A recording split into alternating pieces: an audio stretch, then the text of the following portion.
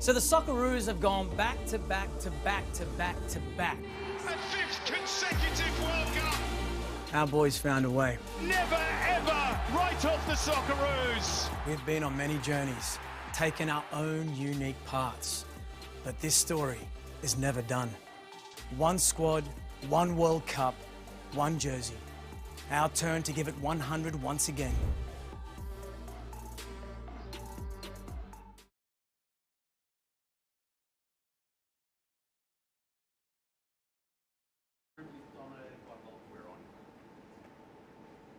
Hello everyone, my name is Alex and we are live today for episode 2. I'm joined by Milos and it's going to be an early start for you, but we're getting your coffee order coming through. Do you usually drink coffee? I drink milk with coffee. So how much percentage-wise? What's coffee, what's milk? So I have a single shot of espresso and then the rest would be, if it's a big cup, so a single shot of espresso and then the rest would just be with milk because I'm not a really coffee drinker. I just do it just for the giggles, mate. Well, you're in the US with Columbus, so is there good coffee there or do you have to make your own? I've got my own espresso machine, which I bought obviously for my wife's use, and she loves it. She thinks it's the best coffee making machine in the world. I think it just looks cool. Oh, good. And you mentioned your wife. By the way, Nespresso, if you're interested in any sort of commercial, any sort of ads I can do, because I've already given you a shout out, so just hit me up. What's your favorite flavor? There's one called Voluto, I think, and that's actually quite nice. Is it like honey taste? Oh no, I don't know what taste. It's just coffee taste. You did mention your wife. You got a little one on the way. Something I think when it's being so far away here in Doha for an amazing thing for your career, but. Has it been tough keeping in touch and seeing her family? I know you got a little one as well. Is that like the hardest part for you as an athlete, but also being away from them? Yeah, I think without doubt. Obviously I've got a little one who's almost 15 months old. We've got a daughter. It is the most difficult part, being away from them and not. Thank you very much. Thank you, Alexia. It is very difficult, and the part that we spend away from family is obviously dominated by the fact that we're on the training pitch, working hard to fulfill our dreams and to make their lives easier, which kind of takes your mind off the fact that you do miss them. But when you do have the moment, for example, I was in America for a couple of months alone without my wife and kid, makes it very hard, but the sacrifices are all worth it. And now we've got a new baby born, newborn, on the way in January. Due in January, sorry. Yeah. So looking forward to, going to have 2 little ones and my wife and myself in the States. I think it'll be difficult purely because of the sleep, but I think it's going to be worth it, and I think we'll find a way to manage it and make both of us feel good. You get past the sleep stage and you almost get to enjoy everything, but it's amazing. And congrats on the call up as well. I think you just mentioned as well. So your family was in Belgrade, and were you in Columbus? How was the adjustment for that, and even going back and then coming here? My family was obviously in Belgrade, and I was in Columbus, and just the fact that when our season finished, I went to Belgrade for 2 weeks to train with Red Star Belgrade, my old club. And then obviously spent time with my wife and daughter, which was amazing, and got myself prepared for the World Cup. And now I'm here, and they're down there. And again, when we finish the World Cup and when I go back to Belgrade with the World Cup trophy, it's going to be a lot more enjoyable to spend some time with them. 100%. And thank you to everyone for all the questions and stuff. So make sure to follow us on all, wherever we're live, on TikTok and Instagram and Facebook. But we got a few questions from the fans. So James Roberts had asked, how do you prepare as a defensive unit to face a nation like France? Well, you prepare, I think, as you would in most other games. I've had the luck of playing against Mbappe already. I've played against some of the French national team players already in different stages, whether it was the Europa League or the Champions League. So I've come up against a lot of them. Obviously, very difficult games, but again, I'd say the same thing as I would about anyone. They got 2 legs, 2 hands, 2 eyes. They got 1 head as well, so the same thing as us. So it's just a matter of just being focused and being intelligent on the day. And just analysing your opponent a little bit before the game and being ready. But it's not just an individual thing. We have to be ready as a team, and I'm sure, you know, from the back, from our goalkeeper, from Matty to all the way up front, whoever is our striker on the day, to the coaching staff and all the staff in general, we're all going to be pulling in the same direction for the results. And that's basically, you just prepare normal. Some guys like to go for a walk, some guys play PlayStation, some guys listen to music. I normally, most of the time, just talk to my family and just kind of switch off and on type of thing. 100%. And then, like you asked, best attacker you've faced? You just said you have a big list. So it's hard to choose one. I actually do have a big list. It's a question I get asked a lot. But when I look at pure number 9s, just goal scoring number 9s, it'd have to be Lewandowski, Harry Kane and Cavani. Just a few names. Yeah, just a few names out of the few I've played against. But if you look at, in general, players I've played against who are attacking, so the likes of Neymar, Mbappe, Insigne, Salah, Mane, Firmino, Heung-min Son, mate, the list just gets like Coutinho, I don't know, like Ibrahimovic. The list just gets on and on, you know, the list is quite 100%. Long. But if I'm looking at our number 9 who scores goals for a living and who's unreal, and I'd say then it'd probably have to be Lewandowski or Kane.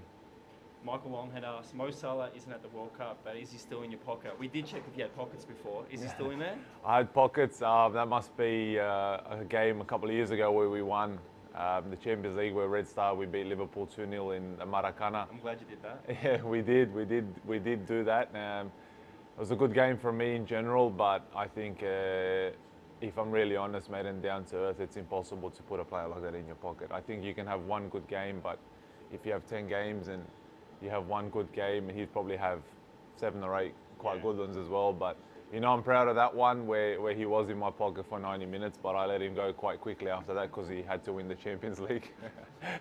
We don't talk about Liverpool winning that. Let's not mention that. Marcus Dimmer asked, if you could choose any centre-back partner, past or present, you got a lot to choose from, who would you choose? Is that based on the Socceroos, or is that in general I'd say the it's world up of to you, football? I think. So if I'm to choose from, say, the world of football, I would say I'd love to have played with Nemanja Vidic. Yeah. That's one guy I'd love to have played.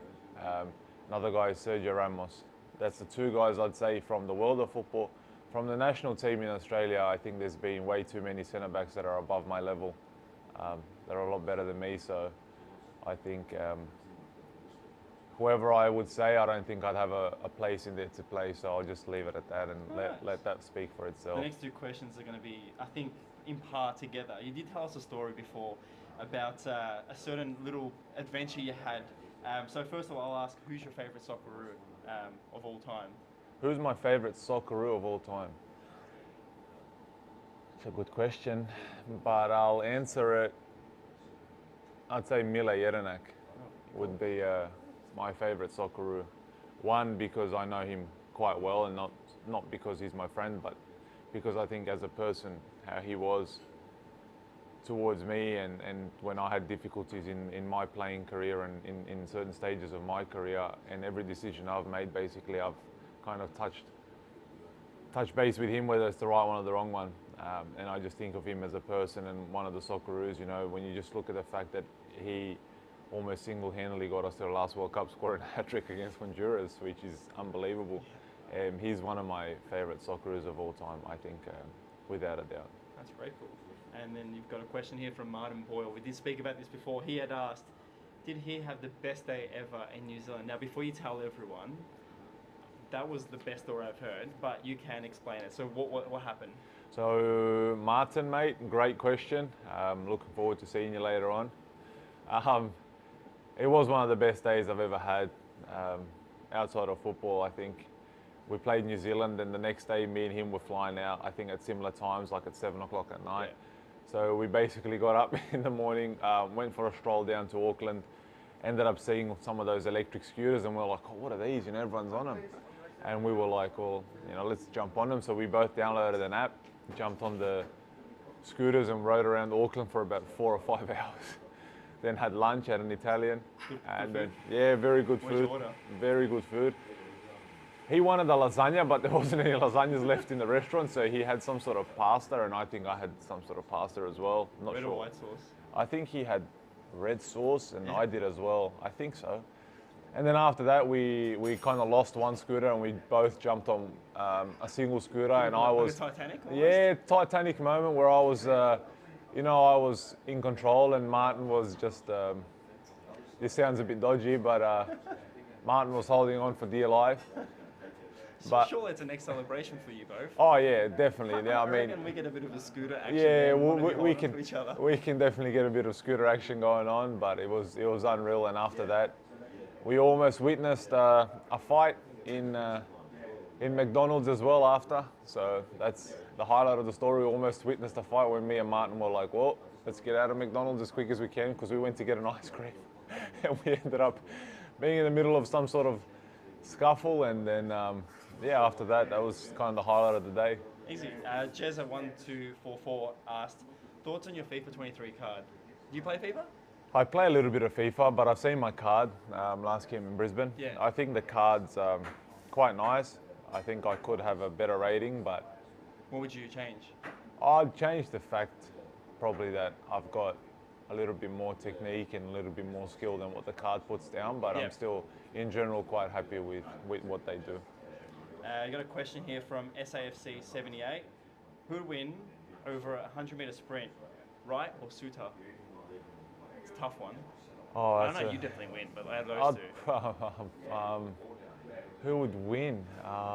It's a difficult question. I guess we're going to have to do some sort of race at some point in the World Cup, and I guess tune in and have a look who wins. Yeah, we'll definitely chuck that up there. We've got a last question here. I don't have any live questions coming through, but I got one from Louise. Your favourite moment in an Australian shirt so far? My favourite moment in an Australian shirt so far,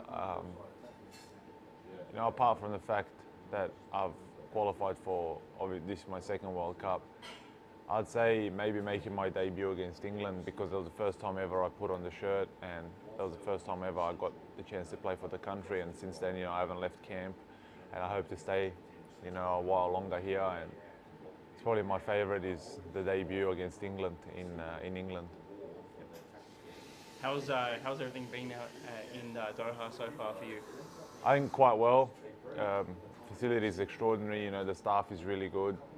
From the Australian staff, everyone's quite good, and from the ground staff here, local staff, everything's been quite good, quite positive, and I think the atmosphere's been quite what we expected, and I think it's got the potential to be probably the best World Cup we've ever seen. And I hope in the long run that this is one thing that we look back on and say this is the best World Cup Australia's ever had.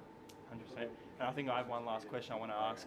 I heard a rumour before you don't have breakfast. Yep, I don't have breakfast. I think maybe in 365 days in a year, probably I'd have maybe 20 odd days breakfast. I don't eat breakfast. If I have a day off, I have brunch, but breakfast, I never have breakfast. I just come down, have a coffee, and walk around and wait till lunch. Easy. Well, thank you so much to everyone for tuning in, and make sure to let us know if you have any questions for tomorrow's athlete. Thank you, Milos. No worries. Enjoy thank your you. morning, and to everyone, make sure to follow our socials. And thank you. Thanks, guys. All the best. Thanks, guys. So the Socceroos have gone back to back to back to back to back. A fifth consecutive World Cup. Our boys found a way. Never ever write off the Socceroos. We've been on many journeys, taken our own unique paths. But this story is never done. One squad, one World Cup, one jersey. Our turn to give it 100 once again.